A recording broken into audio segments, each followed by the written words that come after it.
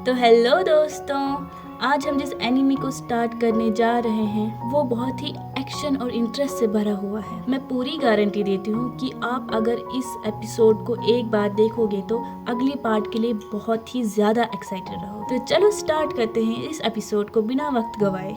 इस एपिसोड की स्टार्टिंग में हम देखते हैं कि सिटी में फेस्टिवल चल रहा था। हर एक ने किसी अजीब तरह का मास्क लगा रखा था और वहीं हम दूसरी तरफ देखते हैं कि एक फॉर्चूनर टेलर जो कि लोगों का भविष्य बता रहा था, वो हमारी कहानी का मेन कैरेक्टर होता है जिसका नाम लियोंगजी होता है। और वो अपने मन ही मन में कहता है, मैं तो अपनी गद्दारी का काम भी इतनी ईमानदारी से करता हूँ। तभी सीन कट होकर हेवन का सीन दिखाया जाता है जहाँ पर हेवनली गेट का प्रोटेक्टर एक सोल डिमन को अंदर जाने से रोक रहा था। और तभी इन दोनों के बीच में एक इनक्रेडिबल फाइट स्टार्ट होती है और मोर्टल गॉड के ऊपर सोल डिमन एक स्टार एरेफॉर्मेशन क्रिएट करता है और मोर्टल गॉड बहुत ही इंजर्ड हो जाता है और वहाँ से टेलीपोर्ट होकर गायब हो जाता है। और तभी सीन कट होकर हमारे हीरो पे आ जाता है जो कि पेड़ के नीचे छुपा रहता है और फिर वो अपने पास्ट के बारे में सोच रहा होता है जहाँ वो उन दो लड़कियों को उनका भविष्य बता रहा होता है। फिर लियोंगजी उन दो लड़कियों से कहता है अपना हाथ दिखाओ और वो हाथ दिखाती हैं और फिर लियोंगजी कहता है कि तुम्हारा भविष्य तो बहुत खराब है। ये सुनकर वो दो लड़कियां कहती ये कैसे हो सकता है। लियोंगजी कहता है मैं क्या बोलूं,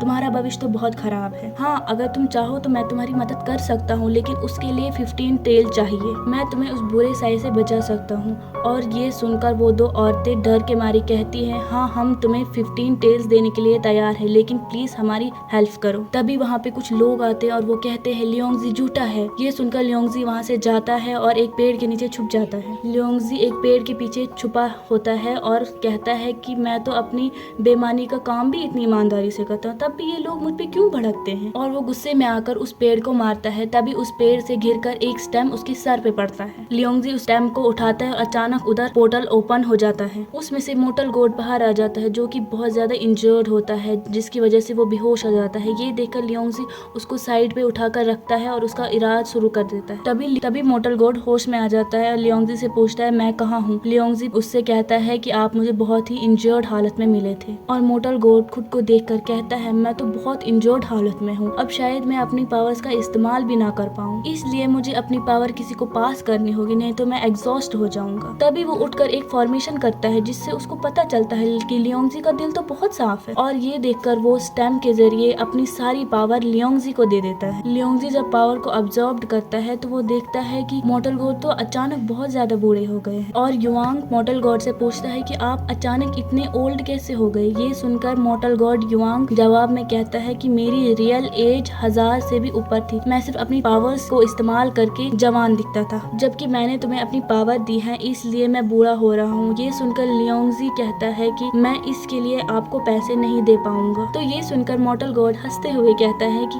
इसके लिए तुम्हें कोई पैसे नहीं देने होंगे, पर मैं चाहता हूँ कि तुम मुझसे एक प्रॉमिस करो कि तुम इन पावर का गलत इस्तेमाल बिल्कुल भी नहीं करो। मोर्टल गॉड लियोंगजी को समझाते हुए कहता है कि तुम हर किसी मेटल का यूज इन पावर को एक्टिवेट करने के लिए कर सकते हो, लेकिन तुम इन मेटल को बहुत ज्यादा इस्तेमाल नहीं करना, नहीं तो इसकी वजह से बहुत बड़ा धमाका हो सकता है। जब लियोंगजी ने ये सुना तो वो बहुत डर गया और मोर्टल गॉड से कहने लगा ये तुमने क्या किया, ये तुमने मुझे कैसी पावर दे दी जिनसे मैं मर भी सकता हूँ, प्लीज तुम इन पावर्स को वापस ले जाओ। और तभी लियोंगजी देखता है कि मोर्टल गॉड वहाँ से अचानक गायब हो गया। और तभी कहीं से इनविजिबल आवाज आती है और वो लियोंगजी से कहती है अगर तुम्हें इन पावर को सीखना है, जानना है, तो तुम्हें DLMN सिटी जाना होगा। वहाँ तुम्हें इन पावर को सिखाने के लिए एक आदमी होगा जो तुम्हें इन पावर का इस्तेमाल करना सिखाएगा। जैसे ही इसने ये सुना कि वो DLMN सिटी की तरफ निकलता है और रास्ते में देखता है कि एक स्नेक की फाइट हो रही है एक फेरी फॉक्स के साथ। लियोंगजी अपनी न्यू पावर का इस्तेमाल करता है फेरी फॉक्स को बचाने की कोशिश करने के लिए, लेकिन वो वहीं पे